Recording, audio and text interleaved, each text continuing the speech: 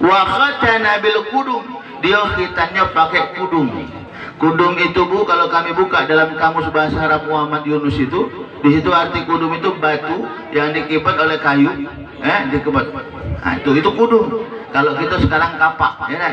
Kalau itu kudung itu batu cadas yang dikibat oleh kayu. Kalau kita bayangkan, Fahri di khitannya saat ini masih pakai itu, berani tak kira digepuk pakai batu khitannya?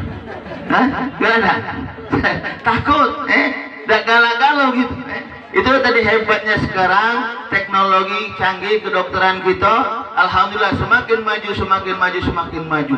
Dari yang tadinya pakai kudung tadi berubah. Kalau dulu kita biasanya pakai bambu ya, kalau zaman-zaman dahulu pakai kulit bambu itu yang tajam di kita. Naik lagi pakai pisau, naik lagi pakai gunting, naik lagi pakai apa Bu? Pakai laser. Naik lagi sekarang pakai smart clamp.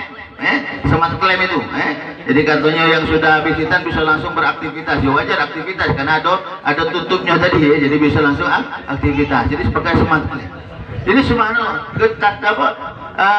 kedokteran kita sekarang sudah semakin maju, semakin maju. Jadi tidak istilahnya jangan lagi ada anak yang tidak mau dihitan.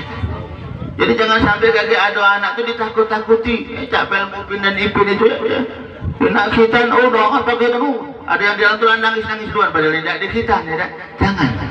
Jadi ketika sekali lagi ada anak yang kepengen dikhitan, langsung kelah kita sebagai wong tua. Masalah yang lain kaget. Yang penting lajulah dulu, laksanakan sunnah baginda Rasulullah Sallallahu Alaihi Wasallam. Karena subhanallah, itu hikmah hitan yang pertama. Untuk ibadah, ibadah yang pertama sekali untuk ibadah. Kenapa? Karena kalau kita belum dikhitan, yang namanya toharo, kita bersuci itu belum sempurna.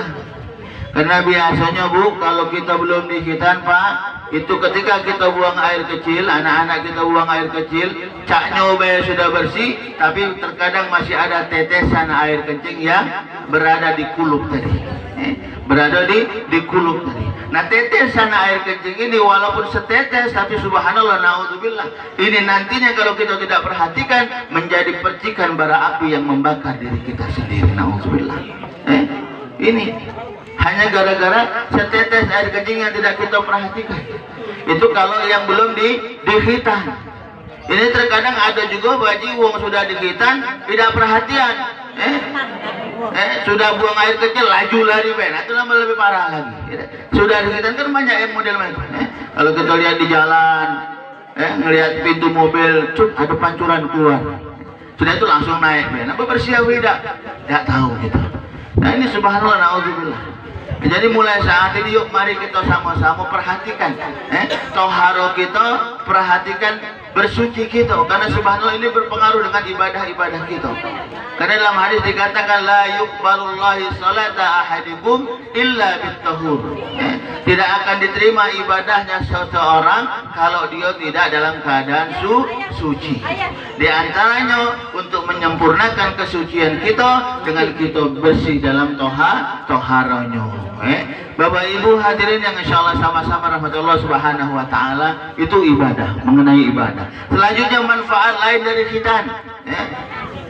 Pertama, kalau laki-laki boleh ibu lihat, perhatikan uang tuanya. Anak sebelum dikhitan sama sesudah dikhitan itu beda pancaran cahayanya. Jadi kalau belum dikhitan itu mogelana itu putih ganteng, beda. Masih belum terang. Ketika dia sudah dikhitan, itu bisa ibu bedakan sendiri. Bisa ibu lihat anak yang belum dikhitan sama anak yang sudah dikhitan. Jadi kalau ada anak ibu yang belum dikhitan, biar perhatikan mukanya sama kakek setelah dikhitan, itu beda. Karena kami sendiri memperhatikan akan ini, subhanallah. Dan memang itu jelas. Sama juga dengan wanita yang belum dikhitan sama yang sudah dikhitan itu sama beda. Jadi manfaat khitan itu diantaranya kalau bagi wanita itu mempercantik mukanya. Jadi mukanya itu berseri-seri, cerah. Kalau yang sudah dikhitan atau dikhifadah tadi. Selain itu juga kalau wanita yang sudah dikhifadah, dia akan bisa mengekang syahwatnya. Syahwatnya terkekang. Karena diantaranya hikmah dari khitan itu mengekang syahwat. Karena kan beda syahwat laki-laki dengan perempuan. Kalau laki-laki masih biasa, tapi kalau perempuan itu syahwatnya lebih tinggi. Dan bagaimana caranya untuk mengkang itu? Dengan khifah tuh. Makanya kalau ada maaf tante-tante yang hobinya berjalan malam, coba lihat tanya sama emaknya, hikmah dia di khifah tuh apa tidak? Sedikit tidak di khifah. Kenapa? Karena dia tidak bisa menahan syahwatnya. Jadi Bapak Ibu hadirin yang insya Allah sama-sama rahmat Allah Subhanahu Wa Taala, itu diantara hikmah hitan. Hikmah hitan untuk kita beribadah kepada Allah, hikmah hitan untuk kesehatan bagi diri kita. Selanjutnya apa harapan kita sebagai orang tua? Karena setiap orang tua kan tentunya berharap setelah kita menghitankan anak kita, berharap anak kita menjadi anak yang baik, anak yang pintar, anak yang soleh. Tentu harapan itu juga yang harus kita lakukan. Dan perlu kita bersama-sama ketahui yang namanya cita-cita, yang namanya keinginan, kalau baru hanya diucapkan dalam hati saja, diucapkan dengan lisan saja, maka mustahil Allah akan mengabulkan apa yang kita inginkan. Maka oleh karena itu kami berpesan kepada Bapak Rahmat Uganda dan Ibu Sukamti dan kita semua, kalau kita menginginkan anak-anak kita nanti menjadi anak yang saleh dan soleha, maka kita sebagai wong tua dulu harus memberikan contoh, harus mengajarkan kepada anak-anak kita akhlakul karimah. Karena tadi kami katakan di awal, anak yang baik itu dapat jadi dewe. Kalaupun ada jadi dewe langsung lahir bagus, besarnya pintar, tidak dididik oleh orang tua, itu kelebihan dari Allah Subhanahu Wa Taala. Tapi jarang.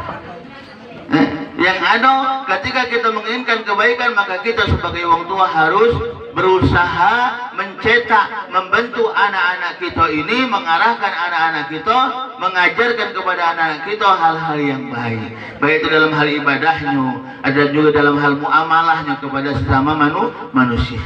Makanya dalam Al-Quran Luqmanul Hakim memberikan nasihat kepada anaknya.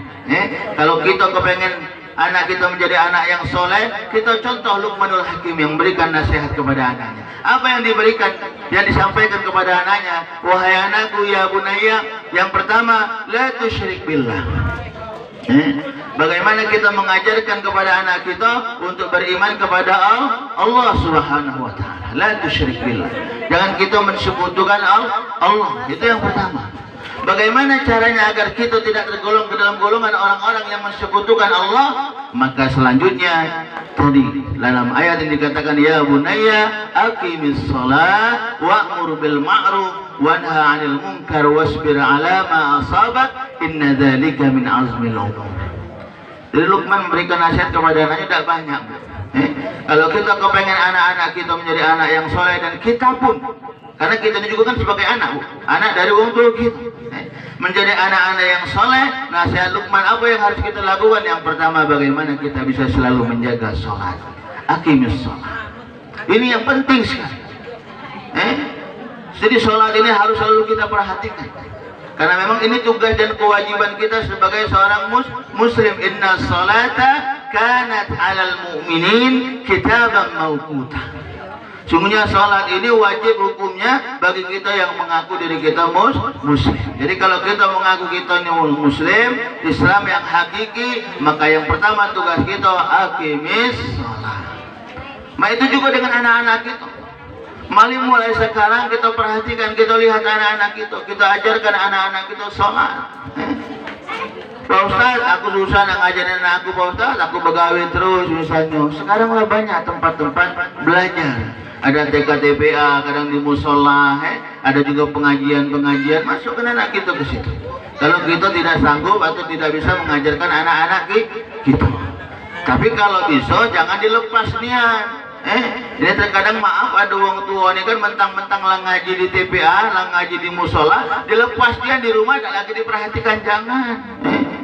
Orang tuanya lah balik sore misalnya gitu kan, anaknya juga lah balik sore, balik bukannya maaf ditanya apa-apa sholatnya ibadahnya mana, udah sama-sama main HP. Sama-sama main HP, yang si main game, yang si nonton sinetron gitu kan. Akhirnya dengan anak tadi tidak perhatian. Nah jangan.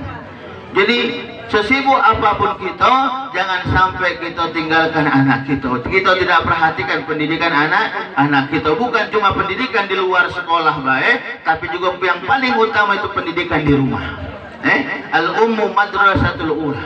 Yang apalagi yang namanya kita sebagai wong tua ini, ibu terkhusus itu sekolah yang paling pertama itu yang mengajarkan anak-anak kita bayi atau buruk itu dari rumah tadi. Ibunya dulu. Ibunya dibantu oleh bapaknya mengajarkan anak-anak. Selanjutnya baru ke TPA, ke musola-musola yang ada pengajian.